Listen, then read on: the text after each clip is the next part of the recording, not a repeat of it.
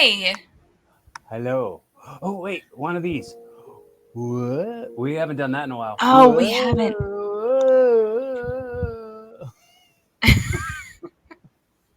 Whoa. Oh my gosh. Ah. What is up, Facebook world and everyone on YouTube and any other platform Hello that we're going to today. stream on? What is up? Hello. Hello today. Blessings. Blessings, blessings, blessings. Blessings. The train would come the minute we start. So Well, I don't hear it. you're going to hear it. Well, now I'm hearing it because you mentioned it, but otherwise I wouldn't have heard it. Yeah. What up? What up? That What up? t- Tonight that train is particularly horny. That's one horny train. And this is why I'm with you. You're handsome and you're funny. Choo So, choo. hello, guys. Welcome to Shamecast, episode 15. Hello And today. hello today. It's been quite a while since we've hopped on here. We haven't been on here since the Since WrestleMania. WrestleMania. Yeah. Yeah. Woo! It's been a minute. It's been a minute, guys. So a minute. Thanks for your patience. Yeah. Well, you know what? We've had some trials and tribulations. We've gone through sickness and health and some highs and lows, right? Yeah. For Yeah. sure. So wanted to catch up on that and recap a little bit, and share with you guys, and you know Yeah. Also, if you're just joining us and you don't know what Shamecast is, it's an acronym for self-help aiming managing emotions. So we like to talk about relationship stuff on here, and we also like to talk about trauma and different tools that have helped us overcome trauma. This train is traumatizing right now. Yeah, we're not saying that we're going to help you manage emotions, but our aim is to help you to manage, like, we're aiming to help you manage emotions. We're not guaranteeing you anything. We're not expert. I mean, we're not trained mental health experts, but we are experts in our fields, and we are two people who have an amazing relationship with each other. And want if you want maybe a little bit of advice, or if you just want to make sure something's been on your mind and you have no idea how to, like, get an opinion from somebody whose opinion you might value, you can call and leave us an anonymous voicemail message at 856-209-4413. and we'll play the message on Message. the episode, and we'll discuss it, and we'll get in the weeds with you on it. We don't have one to play on this week's episode, but we're always wanting to be stocked up on them. So if you've got a couple things maybe on your mind that you want to uh Talk about or ask yeah, for advice on. topics or advice or questions or anything like that, leave us multiple messages. We're totally cool with that. Like, we're accepting your messages at all time. Mm-hmm. Hmm. Yes, thank you for that, babe. So, Yeah. yeah, you can give us a call, and you could be anonymous, or you can say who you are. And, we're here to just be an extra ear for you, a shoulder to cry on, and, give advice on what we would do. Um, but today's episode, we just wanted to recap what's been going on in our lives, and maybe what we have gone through together, and what we continue to grow through and go through together can maybe help you out there, for yourself or in your own relationship. And maybe you can just kind of learn a little bit from that. And, we've got some really great things to talk about. So let's dive right into it. Let's. So back in October, your mom noticed something off with me while we were on that amazing trip. And um, she was like, "Oh, you got to talk to her. I don't know." And she noticed a lump on my throat. And prior to the trip, my doctor, my ENT, noticed I had a nodule on my thyroid. and we've been keeping an eye on it, testing it, and it was benign. So this year, while I was on the trip with you, I didn't notice anything, but I started to feel changes in my voice. I started to notice that I was feeling deeper, and even my vocal performance felt a little different. And it was a lot harder for me to sing notes that I know internally I could do. And, but my lower register was very like, so what I'm looking for, it was very heavy, but like in a good way. So for a while, I was like, oh, well, maybe I'm just changing. Maybe I'm just getting older. Who knows? And It's the growth. Just just the you think that it grows for you to start sounding like Froggy from Little Rascals. yeah, like for a while, I was like, oh, that's okay. That's weird, but all right. And um, so at the trip, your mom noticed the lump and she was like, you got to say something to her. And I'm glad you didn't say anything to me while we were there. You wanted me to enjoy the full experience. So thank you for allowing some time to go by, and maybe when we got home you say something, because you know I am an overthinker as an Aquarius, and you throw a little dash of anxiety and some other things and kaboom, you've got a nervous Nelly. It is it is almost impossible to prevent a spiral uh, when it comes to people who are as over analytical as you and I both are. Mhm.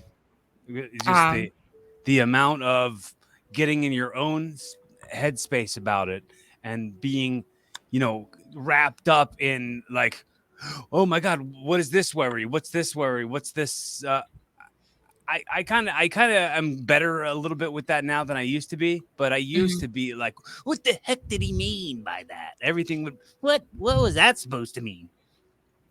But Right.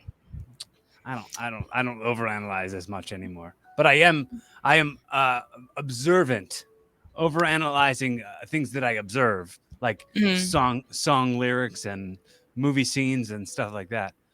Mhm. So I didn't turn that off all the way.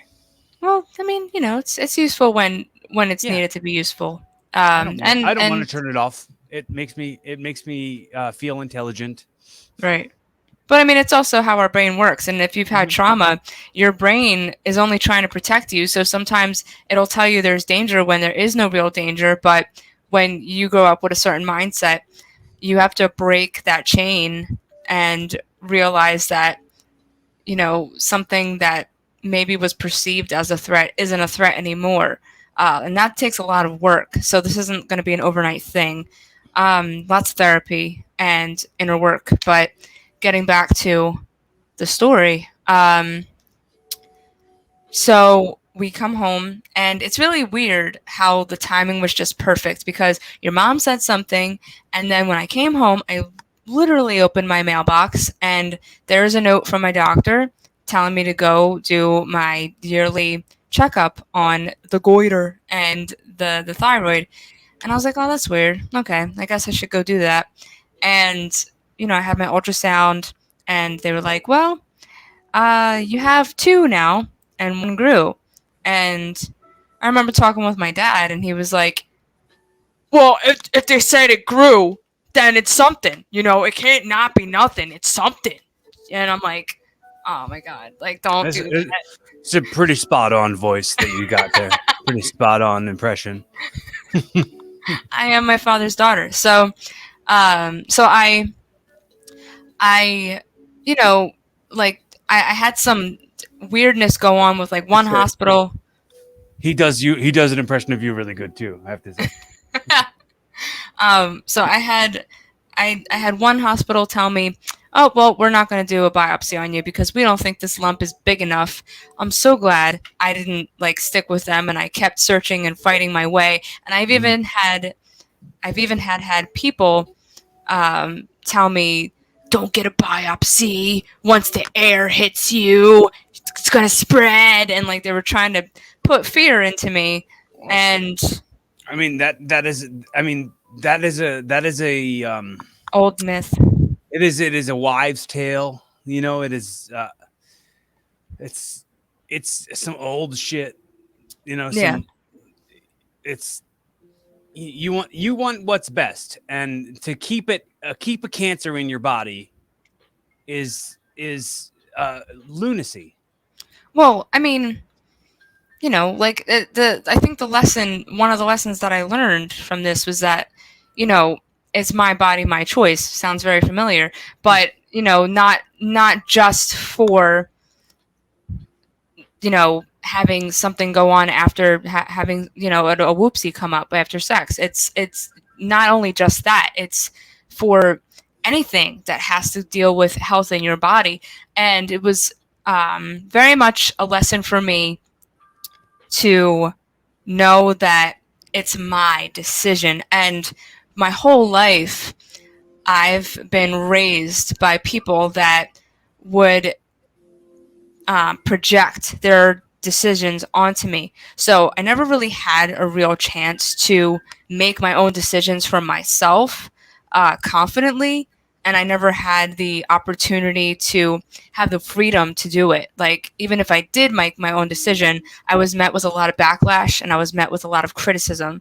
So, something as big as this for me was like, it definitely it was a complete game changer of the way that I see life. And so when I finally found a hospital that was willing to do the testing and everything and do the biopsy, that we did that in January, and then it was just a waiting game. And I remember on my birthday, February 2nd, my doctor called me, and they didn't tell me right away um, that it was a yes or a no, but they said there was some uh, abnormalness going on, and that already threw me off a little bit.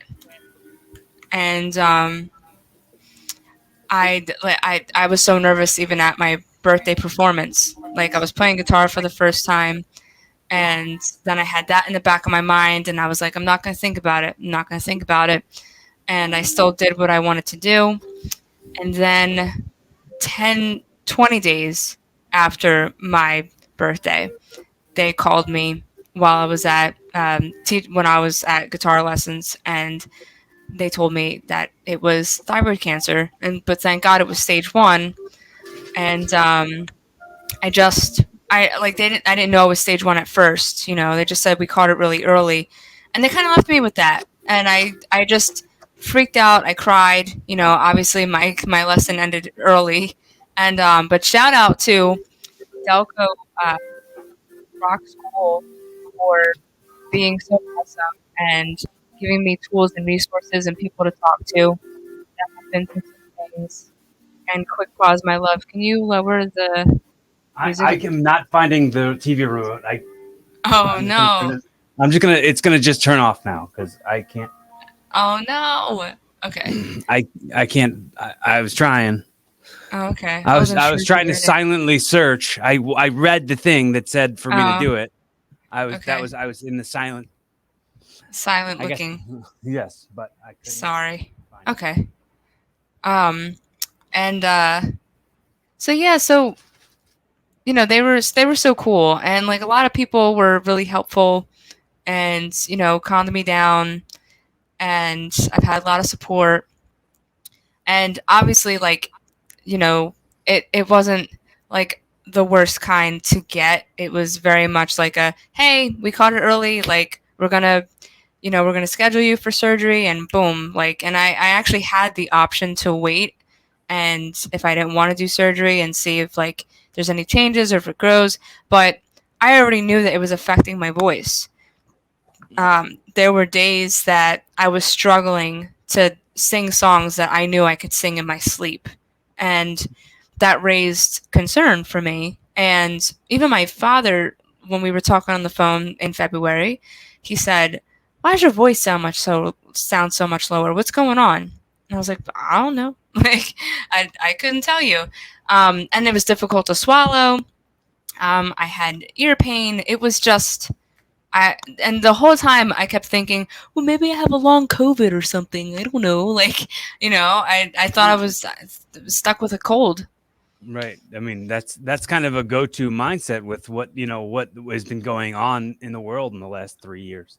So I Yeah, mean, it's like we've been playing paranoia ping pong with ourselves, as far as like what we're letting scare us and we're letting affect us, and what we're letting like our minds believe. We start making ourselves believe we're infected with something that we might not be infected with, or misdiagnosing ourselves, self-diagnosing slash misdiagnosing whatever our problems are. So I want to say, I've been been thinking to say it, but I didn't want to step on you.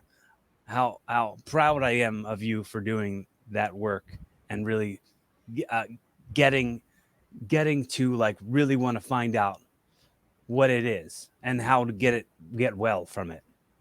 So I'm very proud. thank you.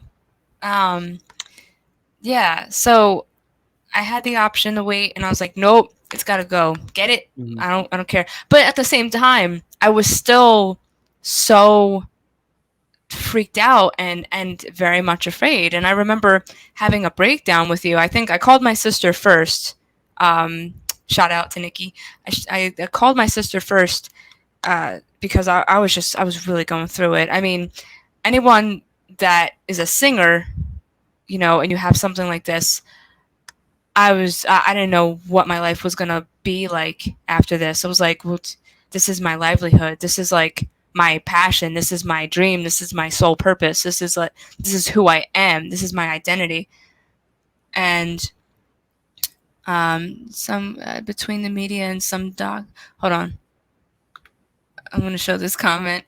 Mm. Uh, well, I guess we can't. Oh, we there you go. Between the media and some Yeah, doctors were saying, huh? it's I mean, the it's just the last few years. I think with everything we are, I say that we're the bait that we bite into. So like, Mhm. they've been shoving the like this kind of bait at us, the wear a mask, like, so it's just that paranoia ping pong like I was talking about. So this Mhm. this stuff like pulls right into it too, because like every everybody who was like pushing that fear on America or on the world was somehow profiting from that fear. Yeah, yeah. Thanks. Oh, I'm sorry you had to go through this. Definitely glad you're doing better. Thanks, Dennis. Thanks, So yeah, Reaper. That's so Dennis Reaper. This is oh, okay. he's a worker. Yeah. Word. Okay. What Word. up, brother? What up, brother? Brother. So for me, it was, I was like, oh my god, like, because then people were telling me that have had the surgery, oh yeah, my voice changed, or no, my voice didn't change. So it was always up in the air. And I just remember talking with one of my musical friends, Kelly Glova. Look her up. She's fantastic. Um, she was like, "You better come back. Just keep saying you'll come back with like a whistle tone or something. You're gonna breeze right on through this." And I kept telling that to myself. I kept telling myself, "I'm gonna come back better. I'm gonna come back better. That's it." Even my band leader, Sid Miller, he's a Buddhist, and he was like, chant and pray, and I'm here for you, and you're gonna come back better. Just keep saying that. And I kept thinking and praying about it, and I did a lot of meditation. I did a lot of journaling, and you helped me stay calm, and you brought me to an awesome experience up in New York, and it was super healing for me. And it was the weekend right before my surgery, so the way how everything aligned like that was so perfect. Oh, you got a friend, and Hey, what's up, Pat? What's up, dude? what's up, dude? And it was just it could have been better, like any other way. Like it was really, I really needed that.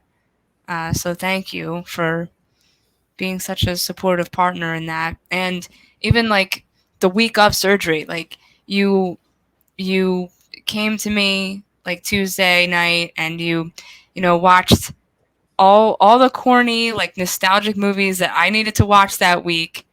Hmm. You were so patient. Like I'm talking the last unicorn. I'm Bro, the last talking unicorn is life now. I be singing the last unicorn to myself all the time now. yes, yes, it's so good.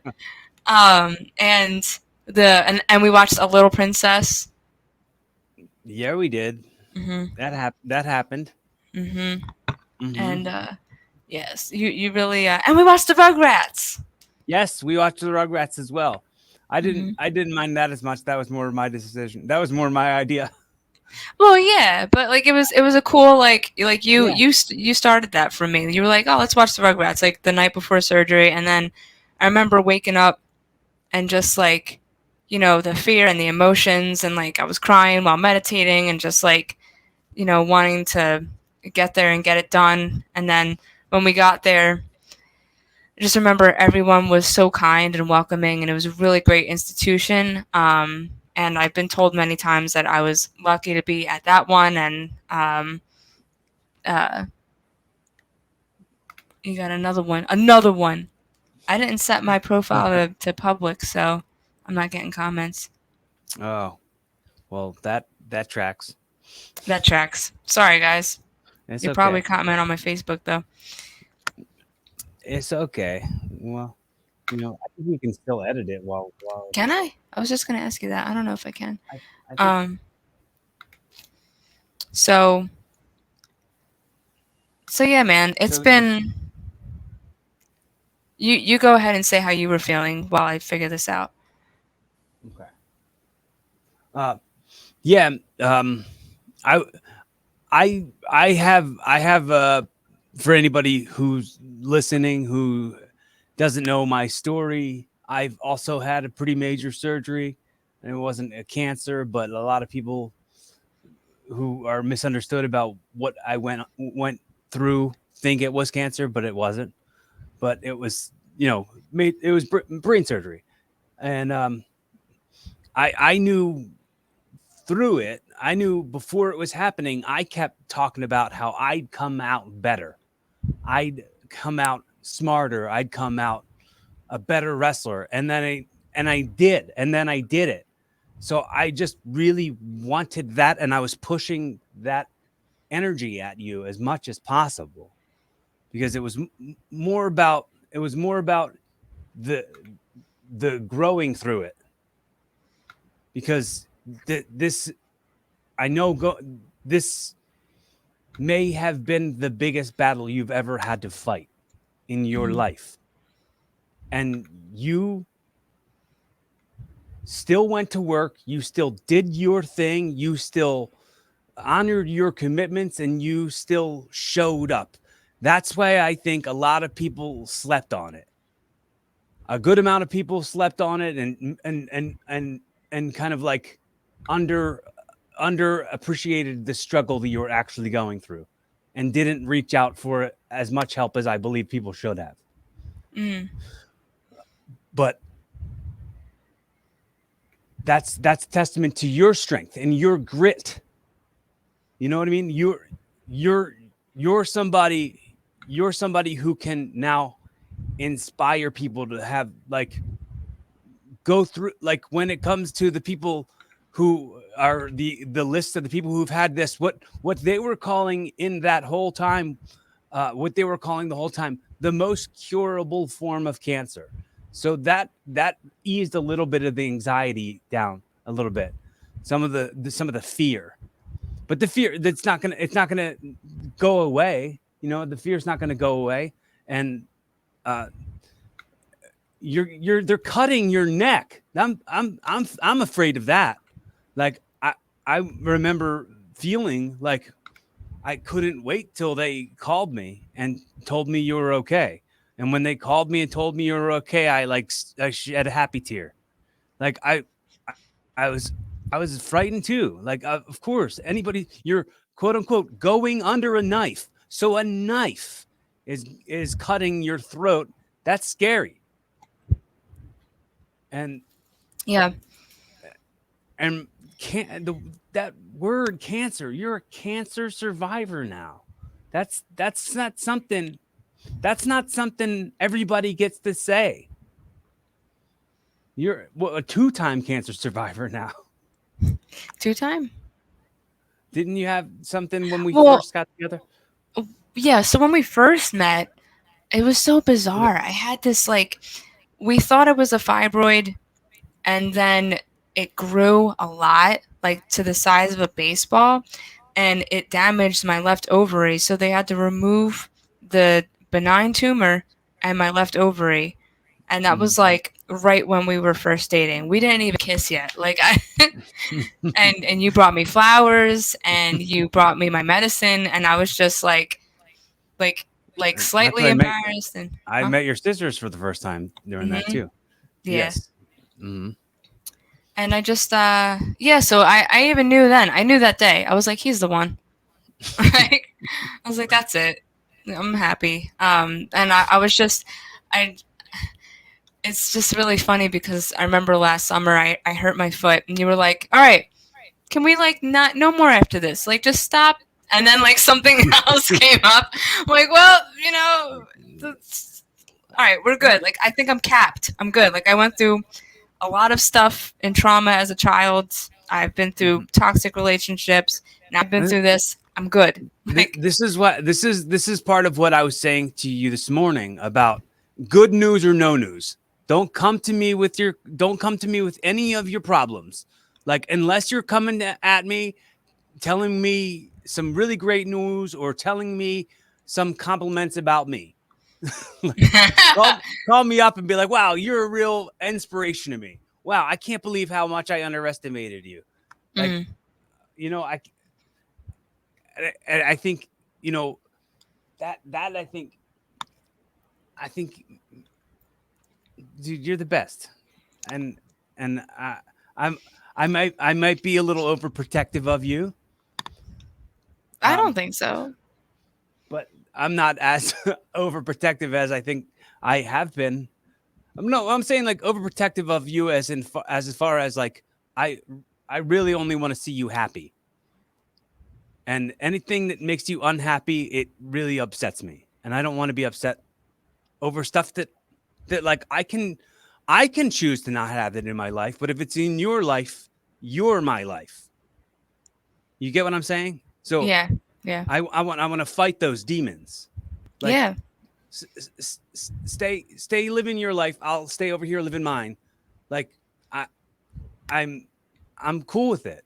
Like my own sister, I don't want her in my life because she's always got some mess going on and I'm Hmm. always getting pulled into it and I don't want to be pulled into any of it.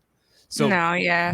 and she was talking a few years ago about moving back here to Pennsylvania from North Carolina and I Hmm. was like, "Jewel, don't. Just don't." I Just don't. no, I was like, "I'm okay with you staying down there. Do not come back. Like Hmm. please stay down there." And thank goodness. Thank God.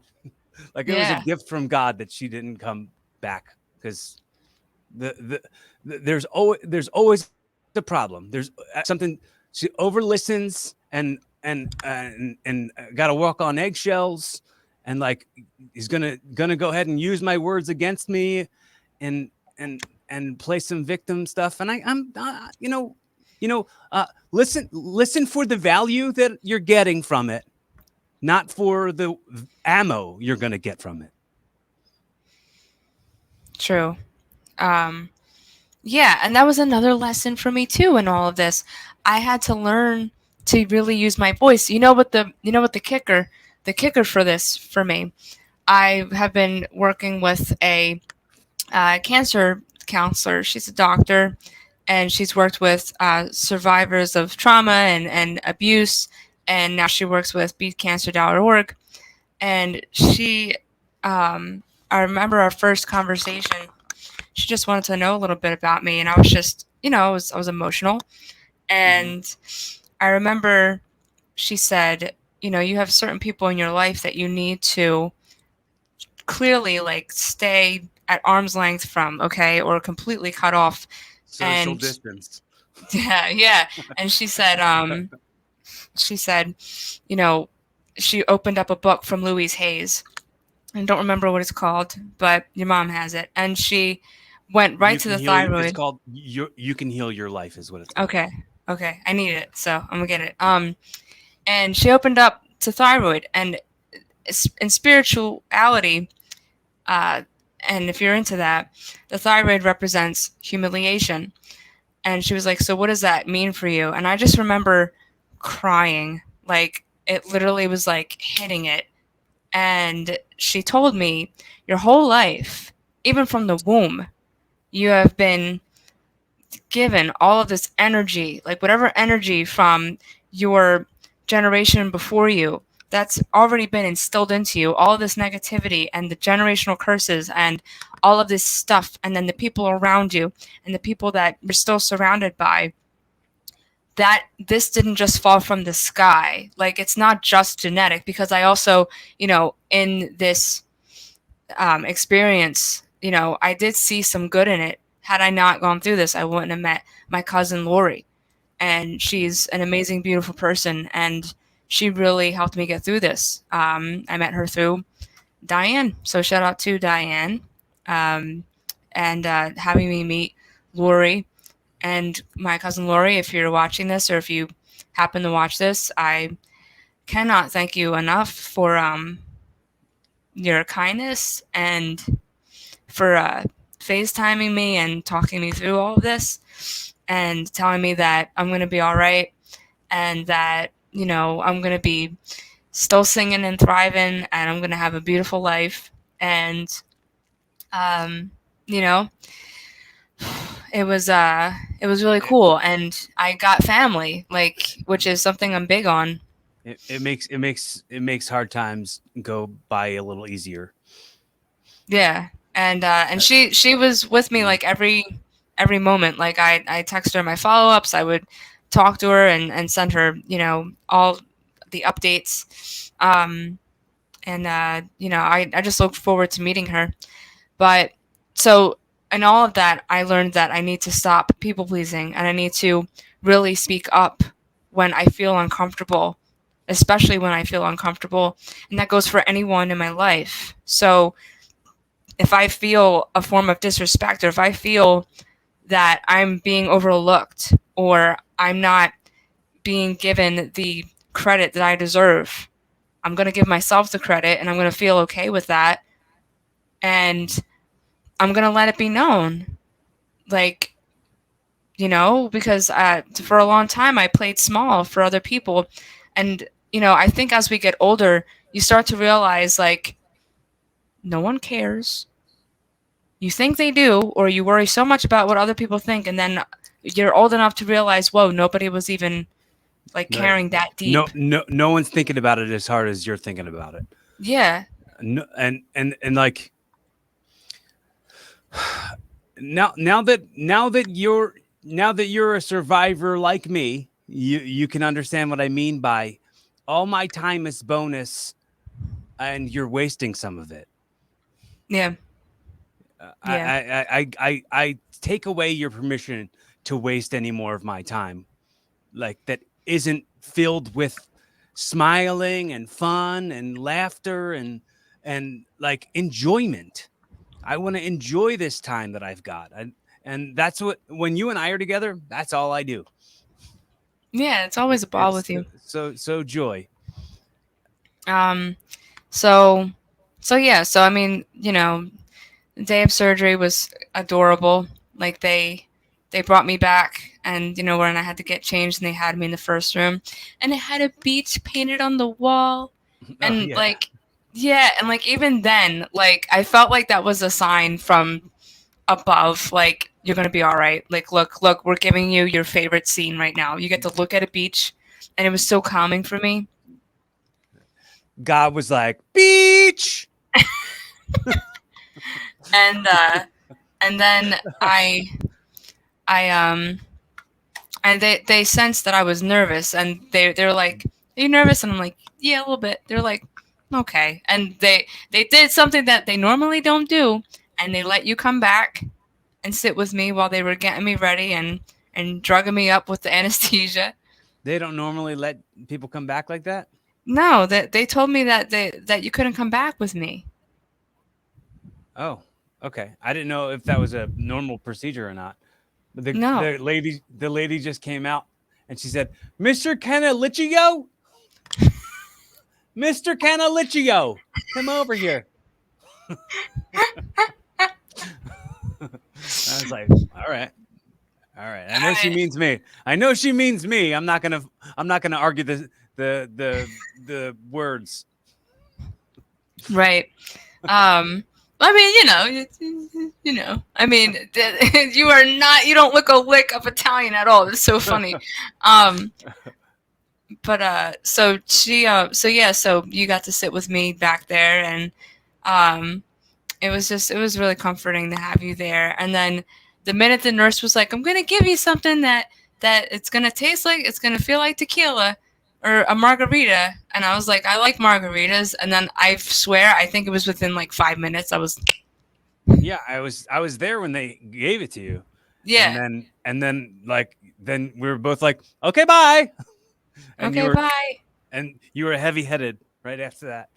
yeah, yeah, I was gone. And well, actually, the doctor was cool though. God, what's his name? Come on, Dr. Fundakowski. He's amazing at what he does. And I remember he came in the room while they were, and you were still there, and he was talking with us, and he's like, "Yeah, so I'm gonna mark you up, and we're gonna easy peasy half thyroid removal, and because it's only on one side." And he was like, "And then you know, gonna be done within a couple of hours, and that's it." And I was just like, "Yeah," and he's like, "Yeah, I just had like my first surgery, so I'm warmed up." Yeah, yeah. Yeah, and I was like, okay. And I remember you were like, he's gonna take great care of you. He's warmed up. He's good to go. You're gonna be Right? just fine. There's just muscle memory at this point. He's gonna be like, "Yeah, this is what I gotta do, and this is it. And I already did this once today." Like he's already Yeah, all nice and warmed up. yeah. It was, He went in there and got his stretches in, it was perfect. jump, It was so perfect. jumping jacks, Getting stronger, and he's just like doing like the needles and shit. Like, jumping rope, jumping yeah, rope, and doing a little surgery at. you got to play the Rocky stuff. Hmm. Like, Yeah. um. So yeah. So I just remember waking up, and I was feeling woozy, and they called you back in the room, and I had my little magnet doodle, Hmm. and I chose not to talk for a week. I tried to not talk for a week. You guys know that's hard, but um, and the doctor was like, you don't have to do that. Like he was fully confident in me talking, but it hurt to talk, my guy, and I didn't want to jeopardize my voice any more than what we were doing, and Hmm. I remember that they actually waited longer to start the surgery because they were waiting for a certain tube that was like small enough because they knew how concerned I was. So again, he took very great care of me at Abington Hospital. So shout out to everyone there, and um, so I just remember being all woozy, and you drove me home, and you stayed with me, and you made me a smoothie, and you just watched all the movies with me, and then just when I thought you were gonna go to work the next day, you were like, "Nobody's here for you," and I just shook my head no, and you're like, "Nobody's coming over like to stay with you," and you were like, "I'm calling out of work again. I'm staying with you another day," like, and I just felt like so like you love me. I was like, I don't know. I just kind of thought that like somebody would be by and like trying to, just be a good friend or, something. But I mean, I mean, people did come by and gave you yeah, I was stuff just and yeah, I like was gonna say people like would people. stop in and give you food and soups and Hmm. all that kind of stuff. But like time is precious too. Hey, Kath, thank you for soup. Um, yeah, so I mean, people did stop by, and like people were texting me and checking on me, but it felt really good to have your company there, especially since like I couldn't talk. Like I felt so alone. And and I remember a client called me that wanted me to sing for their child's birthday, and I tried to talk to him. Like I was trying, and I heard how not able to talk I was, Right. and after I made it clear that I couldn't do it, and I definitely cried for like 10 minutes, like because I was just like, well, here it comes, it's back. What am I gonna sound like after this? And Mhm. but after that, I told myself like not to worry anymore and just heal and focus on the healing. Um, and it just felt so good. I cleaned so much of my place and got rid of a lot of things and reorganized my office and just like I felt like it was a rebirth. And like for all of it to happen with spring coming about, it was like legit rebirth of like everything and having a new mindset and thinking about changing some things in my paradigm to relieve stress and to focus more on my craft so I could be the next Taylor Swift. Shout out Uh, Taylor Swift. She's here this weekend. Like, uh, so uh, I have to give a shout out to the fans at DCW. They were cheering me in support for you mostly, and over the weekend I regained the DCW No Limit Championship. So the lows and the highs, as you will, mhm, but it's it's incredibly emotional time, and it's really a good time to be psyched about stuff, like being psyched about being optimistic and being excited about like what the next steps are, what the next moves are, the next mhm, levels are. It's mhm, neat. It's real neat. So I mhm, want to live thankfully. So instead of just focusing on and being excited about that stuff, and like being like, oh, one day, I'm just thinking about how grateful I am for everything I have and how amazing our life is together uh, at this point, and not trying to, um, not trying to overanalyze everything or anything, and I'm incredibly happy, and I just love you. I love you too. Um, Hmm. yeah, and also like I learned more about eating healthier than what I already was doing. Like, Yeah. hey, my friend Ben says, Beneficial. well, we have to meet them. I want you guys to meet soon. Him and his wife, they are kind of my new neighbors now, so we got to set up Oh, cool. a plan. Yeah, yeah. Nice, nice. Well, the funny thing was because you were talking about like learning how to eat better, and I was trying to say the words beneficial, like living more beneficially, and then you got a comment that said my friend Ben, and I said beneficial, and you were like, no, not beneficial, like not no, Ben, my friend, who's my neighbor, and I'm like, no, I had nothing. I don't know anybody named beneficial. um, yeah, and it's so much more beneficial. Like I've been looking up alcohol alternatives and I found a cool, really couple cool ones that I'm enjoying. And I just made like a fresh ass homemade non-alcohol margarita, and it's been like the highlight of the day so far. And I really like it. Oh, the highlight of my night. And I, The I've mocktail. yeah, little mocktails. So alcohol free. I went caffeine free. I don't drink coffee anymore. Hmm. It's wild. Like Very, very I've proud of just you been. for that. Thank you. Yeah. And I found an alternative for coffee too, and it's mushroom adaptogens, so like I can think better and like kind of grow browse through my mind a little bit easier. And some days are better than others, but I'm cutting out what I know isn't good for my body in the first place. And, I think this episode is dedicated to just kind of letting you guys know that, like, there are other ways to enjoy life. And we've been programmed to think that, oh, this is what you do. Like, I started drinking coffee when I was 3. I mean, granted, I stole it from my Gigi when she wasn't looking, but I just wanted to be like the adults. I just wanted to do what they did. So naturally, and then as I got older, I would make coffee for everybody, and then I'd be like, well, I want a cup of coffee because I wanted to feel important. And Yeah, um, I guess drinking a cup of coffee makes you look important. Looks like, wow, yeah, well, like I'm being productive.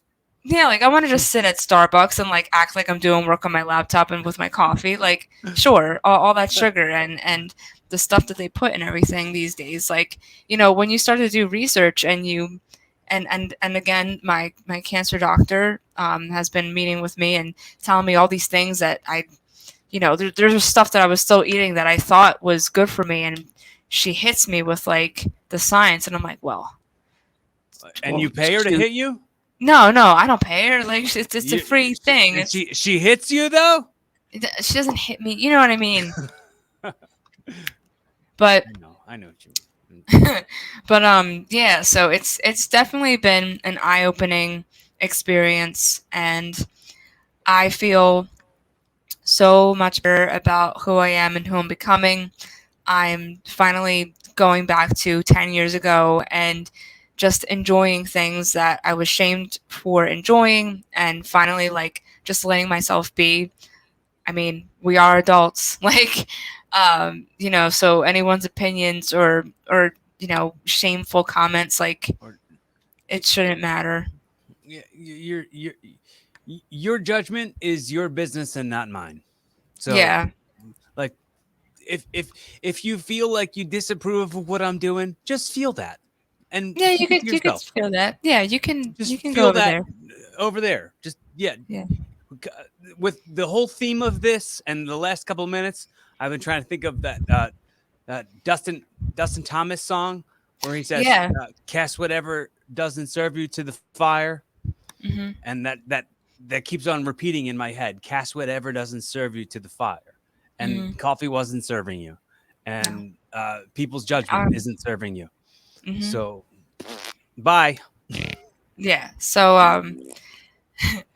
yeah, it's been quite the journey. So I'm really happy that we got to timestamp this and put a little deep dive for anyone and everyone, and so much motivation in this episode. Like as long as you keep a positive mindset, the universe always has your back, and everything's always working out for you. Everything's always working out for us.